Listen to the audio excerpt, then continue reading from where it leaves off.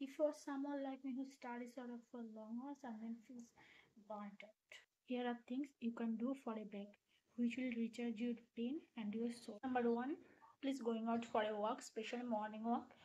বা যে কোনো তোমরা যে সময় টাইম পাবে সেই সময় একটু সকালে বা বিকেলে বা রাত্রে খাওয়ার পরে ডিনারের পরে যে কোনো সময় মিনিমাম 30 মিনিট ওয়াক করো, দেখবে তুমি একটা ভীষণ একটা আলাদা রিফ্রেশমেন্ট ফিল করছো, একটা energy. Number two is reading.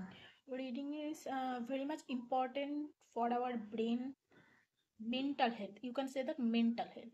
এবার সবসময় কি বলতো ফিজিক্যাল বুক পড়া পসিবল হয়ে ওঠে না, সেক্ষেত্রে তুমি বিভিন্ন এখন প্ল্যাটফর্ম আছে যেখানে অডিও বুক অ্যাভেলেবেল আছে, তুমি সেগুলো শুনতে পারো। বাট হ্যাবিট করো যে কিছু একটা পড়ার বা কিছু একটা শোনার, যেটা তোমার ব্রেনের জন্য। Number three is speaking up your old hobby. It's singing for me. It could be dancing for you or something, any kind of activity for you. So please যে কোনো একটা ওল্ড হবিকে যে কোনো যখন তুমি সময় পাবে, ধরো ভালো লাগছে না সেই সময় মন খারাপ করবে না, সেই সময় অন্য কিছু ওভার থিঙ্কিং করবে না, সেই সময় নিজে যেটা হবি, ধরো আমার গান করতে ভালো লাগছে আমি কিছুক্ষণ গান করে নিলাম, এটা কাউকে কিন্তু দেখাবার জন্য না, কাউকে কিন্তু প্রমাণ করার জন্য না। আর তোমার ডান্স করতে ভালো লাগছে নিচে ঘরে একটু ডান্স করে নিলে নিজে, বা তোমার ছবি আঁকতে ভালো লাগছে একটু ছবি এঁকে নিলে, দেখবে একটা আলাদা রিচার্জ, মনে হচ্ছে যেন ভেতর থেকে একটা রিচার্জ পাচ্ছ, ভেতর থেকে একটা রিফ্রেশমেন্ট।